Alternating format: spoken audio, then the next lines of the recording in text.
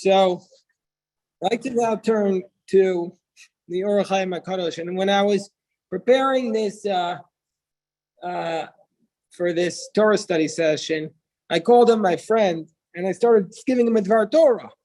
I just went straight into the Dvar Torah. And he said, how can you just be thinking about this now? Do you know what's going on in the world? I said, what's going on? He said, the banks are collapsing. The banks are down like 50%. This is a crazy day. And you're talking to me about this? And that's what he said to me. And I said to myself, you need this Ohr Hachaim HaKadosh today more than any day. More than any other day. This is the day you need the Ohr Hachaim HaKadosh. So let me just read first of all, before we introduce the Ohr Hachaim HaKadosh, let me just read how Parashas Pekudei begins. And then we'll read to you what the Ohr Hachaim HaKadosh says. Parashas Pekudei says, Eila Pekudei HaMishkan. These are the countings of the Mishkan. Mishkan HaEdus Asher Pukad Al Pi Moshe Avodas HaLevim Biyadi Tamar Ben Aaron HaKohen. These are the countings of the Mishkan of the testimony that were counted by Moshe, Avodat HaLevim, the service of the Levites, on Biyadi Tamar Ben Aaron HaKohen. The difficult word is Elah. These are. Because why does it need to say Elah? Why didn't you say Pekudei HaMishkan? What do you mean these are? And here comes the Ohr Hachaim HaKadosh. She said, the Torah uses the word Elah, these, to emphasize that the only true accounts are those following. These are the only true accounts. There's a lot of Pekudei. A lot of people count the accounts of the stock market, their portfolio, their financial portfolio, their retirement fund, their bottom line. No, says the Ohr Hachaim HaKadosh. This is the only true account. Whenever man counts, when he wants to determine the total of his possessions on earth, are only apparent possessions. Their account, therefore, is only apparent, deceptive. You can count how much money we have. We say, I have 4 cars. That's only apparently your car. That's only apparently your house. Those counts are deceptive. The only true count on earth was of the components which comprised the Mishkan, because it was something containing divine input, Trumat Hashem, and because God had his residence within it. The Torah perhaps used the word Pekudei. The Torah could have used other words for count. It could have used minyan or sfor, like tispiru. But the reason why it uses Pekudim is because the other words, like tispiru and minyan, those refer to when you count something and it doesn't enjoy lasting blessing. The only counting, the Torah wants to emphasize that all the materials contributed for the construction of the Mishkan enjoyed lasting blessings.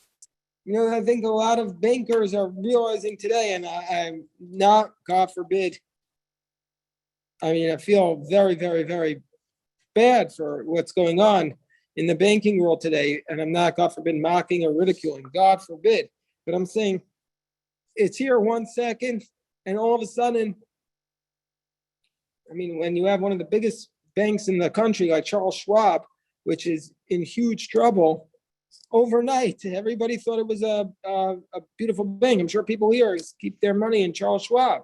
And all of a sudden, boom, the bank, I see your hand, now just give me a minute, I want to read the Ohr Hachaim, I'll come back to you.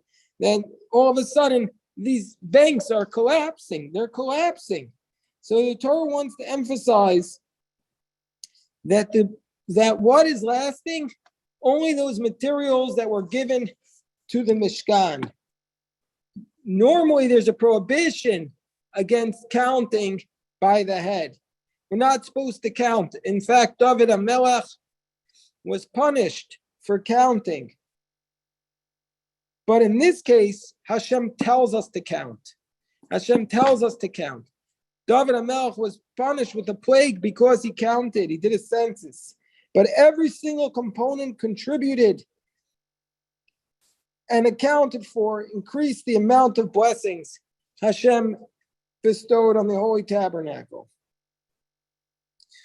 Third, so far he said that this Pikudei is the only true count. Secondly, he said all the other counts don't last. They're not lasting. This is the count that's lasting. This is an eternal count, and therefore we're supposed to count it. It's foolish to count anything else because it's not going to last. But then there's another reason why we have the word Elah, because the Mishkan is coming after, I'm just summarizing here. The Mishkan is coming after the sin of the golden calf. And the golden calf happened because of a series of sins, a series of tremendous mistakes. So the only way to repair such a series of terrible mistakes was through a series of good deeds. So we have to enumerate the good deeds that we were doing with the construction of the Mishkan to undo the damage of the sins, the list of sins that we did with the golden calf. And here's how the Ohr Hachaim HaKadosh lists it. He says, if you look at the sins of the golden calf, you'll see that the Bnei Yisrael performed mitzvot corresponding to each of the parts of the sin when they contributed to and helped build the Mishkan. For example, they said with the golden calf, let there be a God who will walk before us. So now they built a Mishkan, which is evidence that the true God is in their midst and that his presence would precede them. Number two, they built an altar for the golden calf and they offered offerings on that altar. Now they built a copper altar and they offered offerings on it. Three, they had given gold to build the golden calf. Here they're building gold to make the Mishkan. Four, they had removed their nose rings in order to serve as the material for the golden calf.